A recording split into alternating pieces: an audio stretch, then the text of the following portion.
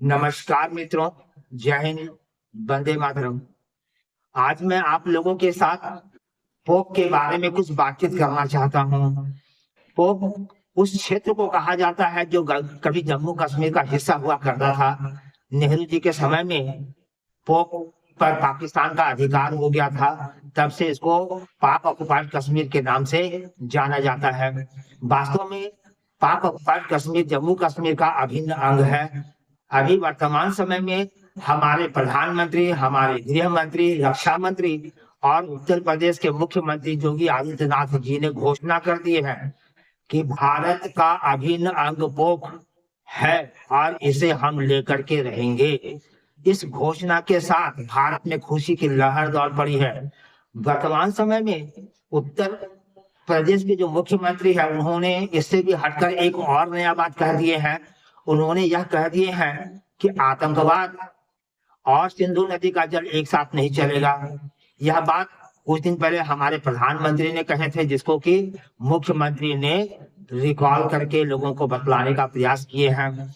उन्होंने यह भी कहे हैं कि सिंध के बिना हिंद अधूरा, अर्थात सिंध को भी जो है भारत में मिलाया जाएगा। इस सारे बातों को सुन करके भारत के लोग एकदम बाग बाग खुश हो गए हैं। उनका यह मानना है कि वर्तमान में जम्मू कश्मीर में चुनाव चल रहा है। चुनाव के तुरंत बाद जो है पोप को पाक ऑक्युपाइड कश्मीर को जम्मू कश्मीर का हिस्सा बनाया जाएगा। वहां के लोग भी इसी इंतजार में है कि कब हमें जो है इस जहन्नुम से मुक्ति मिले। वो पाकिस्तान को एक जहन्नुम और आतंकवादी देश खुल्लम खुल्ला कहते हैं और वो कहते हैं कि हम पाकिस्तान के नागरिक नहीं बल्कि हम भारत के नागरिक हैं। और इसलिए वो रात दिन आंदोलन चलाते हैं भारत में मिलने के लिए। वह भी इस एक उस समय का इंतजार कर रहे हैं जब उनका जो इलाका है वह भारत का अभिन्न अंग बन जाएगा। अभी जम्मू कश्मीर में चुनाव चल रहा है। 2 चरणों का चुनाव हो चुका है और तीसरे चरण का चुनाव होने वाला है। 8 तारीख को वहां पे रिजल्ट आने वाली है। इसलिए वहां के लोगों का पता हो गया है कि 8 तारीख के बाद कभी भी भारत की तरफ से जो है पोप को भारत में मिलाने के लिए एक्शन शुरू हो सकता है। इसलिए अब भारत के लोग एकदम तैयार हैं कि किस दिन यह सुनने को मिल जाए कि आज हमारा पोप जो है भारत का अभिन्न अंग बन गया है। मैं लोगों से यह कहना चाहता हूं कि जिस दिन पोप भारत का अभिन्न अंग बन जाएगा उस दिन हम लोग सही मायने में पूरे देश में दीपावली दोबारा मनाएंगे।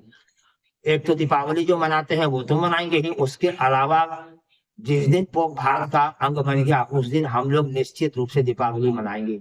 हमारे सेना के प्रमुख ने यह कह दिया है कि हम एकदम पोप को भारत में मिलाने के लिए और कार्यवाही करने के लिए तैयार है। केवल मुझे सरकार से हरी झंडी की इजाजत मिल जाए। अगर हरी झंडी मिल गई तो 48 घंटे में पोप भारत में होगा।